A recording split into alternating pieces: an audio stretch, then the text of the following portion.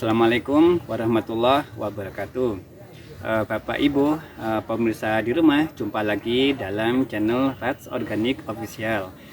Channel ini secara berkala mengupload info-info terbaru perkembangan dalam dunia percacingan. Bapak Ibu pemirsa di rumah, sebelumnya saya mohon izin untuk menyampaikan tentang RAC ya, tentang tempat kami RAC.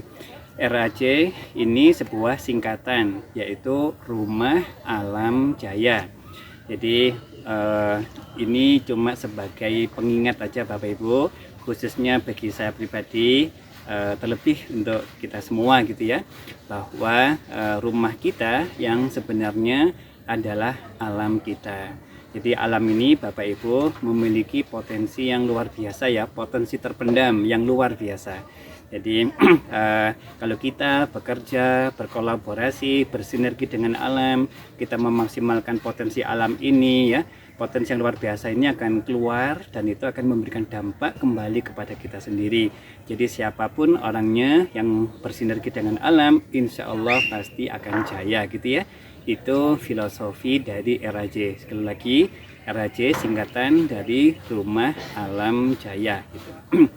Bapak Ibu pemirsa di rumah, konten kita kali ini kembali kita tentang vermikompos ya. Hari ini Kamis 24 April 2025. Tema ini sebetulnya lanjutan dari tema-tema kita sebelumnya, yaitu terkait vermikompos atau kotoran cacing. Yang tema sebelumnya bagaimana vermikompos diaplikasikan di tanaman-tanaman kita ya. Kemudian yang konten yang terakhir kemarin itu bagaimana cara kita panen vermikompos, mengolah sederhana vermikompos, dan vermikompos yang siap untuk dijual ke pelanggan. Nah Bapak Ibu, hari ini kita akan buat konten bagaimana memaksimalkan daripada kualitas dari vermikompos kita gitu ya. Bapak Ibu pemirsa di rumah, sebetulnya vermikompos ini sudah sangat luar biasa ya, sangat bagus ya, karena vermikompos ini kan terbentuk dari bahan-bahan organik di lingkungan kita yang diberikan ke cacing, diproses di dalam tubuh cacing, keluar menjadi vermikompos atau kotoran cacing gitu ya. Jadi kalau bahan-bahan organik di tempat kita itu seperti kayak rumput, mungkin daun-daun yang jatuh, mungkin limbah-limbah rumah tangga, kotoran hewan dan sebagainya dan yang lain itu kan bahan organik yang masih, kalau kita bilang, ikatan kimianya itu masih kompleks, masih rapat begitu ya. Sehingga kalau bahan-bahan organik tersebut kita berikan ke tanaman kita, itu masih butuh waktu. Tanaman kita, akar-akar tanaman kita belum bisa untuk memprosesnya gitu dengan cepat gitu ya. Karena apa? Ya karena karakter ikatan kimianya masih sangat kompleks dan masih rapat gitu. Nah, begitu bahan-bahan organik ini diberikan ke cacing, dimakan di dalam tubuhnya cacing, kemudian diproses di dalam perutnya cacing, ini terjadi proses penguraian ya, ikatan-ikatan kimia tadi itu menjadi lebih longgar. Nah kalau bahan organik yang keluar dari kotoran cacing atau vermikompos itu Bapak Ibu, itu lebih siap diberikan ke akar-akar tanaman kita gitu ya. Jadi akar tinggal nyerap gitu aja ya, karena memang ikatan kimianya kan sudah lebih lepas lah, lebih longgar gitu. Nah itu tadi, jadi vermikompos itu Bapak Ibu sebetulnya sudah siap untuk diberikan ke tanaman kita. Cuma nah bagi kita atau Bapak Ibu yang ingin lebih memaksimalkan lagi potensi vermikompos ini atau kualitas vermikompos ini, itu bisa ditambahkan dengan bakteri gitu ya. Jadi ketika vermikompos kita itu ditambah dengan bakteri ya, itu sekarang vermikompos itu punya dua fungsi ya. Fungsi pertama, vermikompos itu sebagai penyedia nutrisi, baik itu nutrisi makro ataupun nutrisi mikro yang nanti akan diproses oleh mikroba atau bakteri gitu ya. Yang kedua Bapak Ibu, vermikompos ini sebagai rumahnya bakteri untuk berkembang berkembang dan sebagainya gitu ya. Nah Bapak Ibu pemirsa di rumah, bakteri ini memiliki peranan yang begitu penting sekali ya.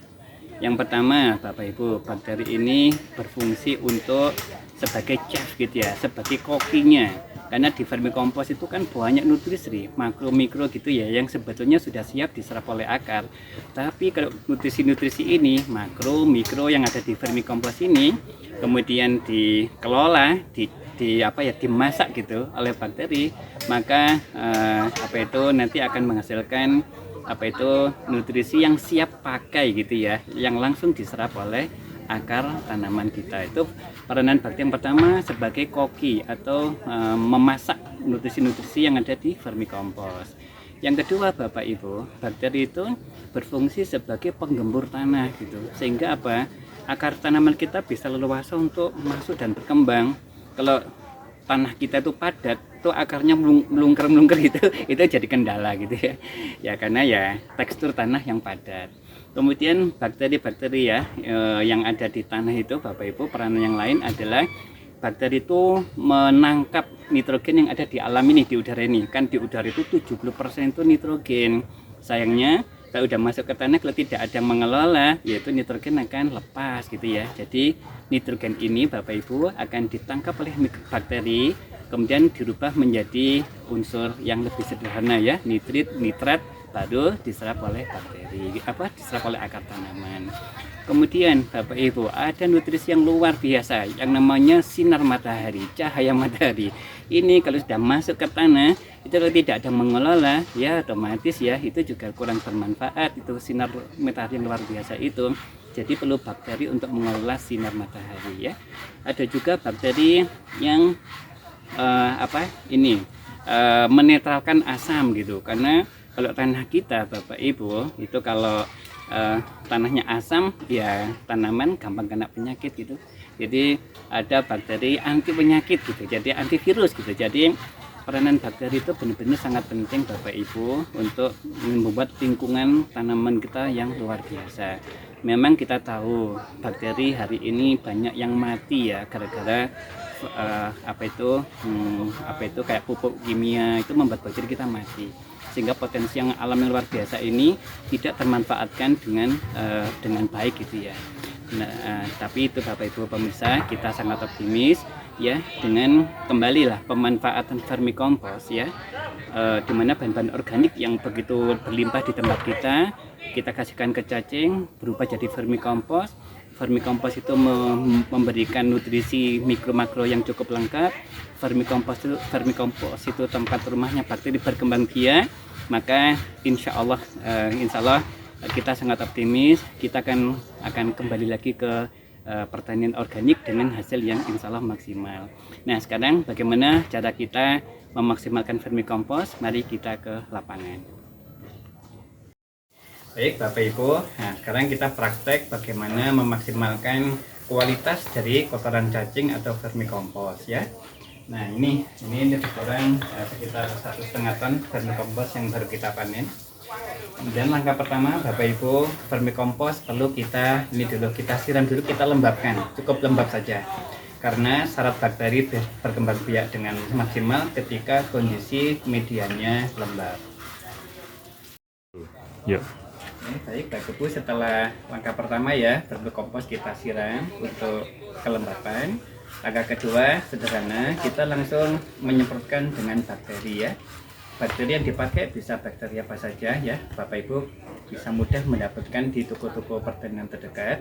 Salah satunya Bapak Ibu, nah ini kita pakai bakteri pupuk hayati Nipuca Madu ya, karena di sini ada banyak bakteri-bakteri yang memang pro ya, selaras dengan kebutuhan penyuburan tanah ya.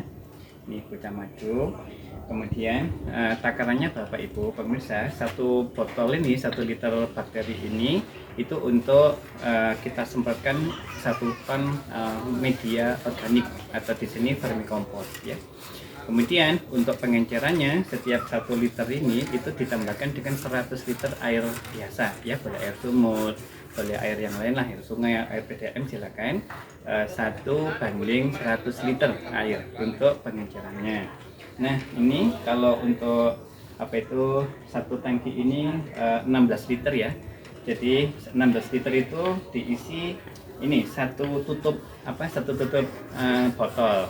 Atau kalau takarannya itu sudah ada takaran seperti ini kan sama dengan 4 tutup botol, sehingga ini langsung kita kasih 4 kali takaran seperti ini ya. Sekali lagi bapak-bapak ibu bisa, kalau itu 16 liter ya, itu 16 tutup ya, tapi kalau pakai takaran ini lebih kurang 4 tutup ini.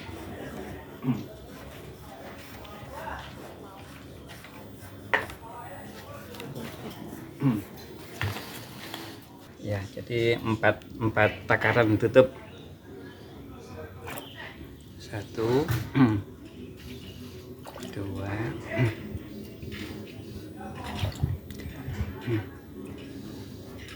Oke, cukup.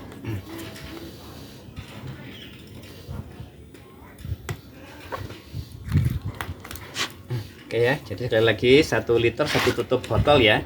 1 liter 1 tutup botol gitu. Nah, Bapak Ibu, setelah dianjarkan di tangki yang ini tadi 16 liter, jadi bakteri diratakan sebentar.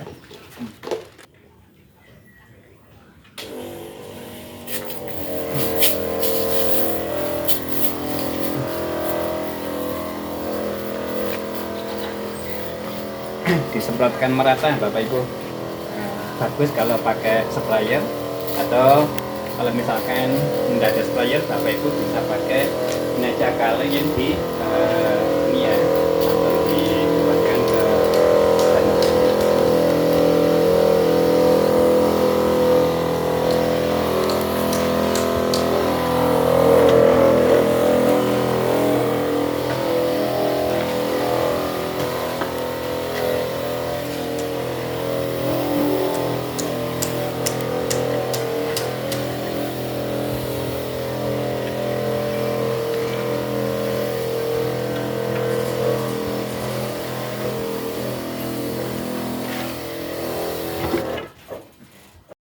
Bapak Ibu, tadi langkah injek bakteri atau penyemprotan bakteri sudah kita lakukan.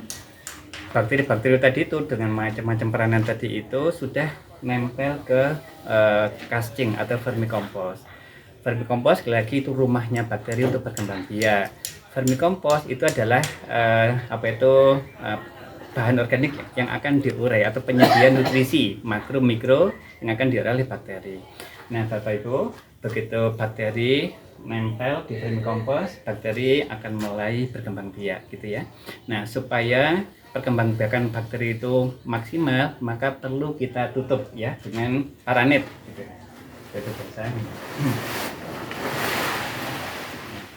Tidak harus rapat ya, yang penting ditutup supaya ini bakterinya maksimal berkembang biak. Jadi penutupan ini lebih kurang ya selama 2 atau 3 hari. Nah, setelah selesai 2-3 hari, vermicompost yang sudah di situ di dalamnya sudah berkembang bakteri itu bisa langsung dikemas atau diaplikasikan ke tanaman-tanaman kita. Nah, baik Bapak Ibu pemirsa di rumah, konten kita hari ini yaitu memaksimalkan vermicompost ya sebagai ini pupuk untuk tanaman kita. Semoga konten kita hari ini bisa memberikan manfaat. Saya tutup, terima kasih. Assalamualaikum warahmatullahi wabarakatuh.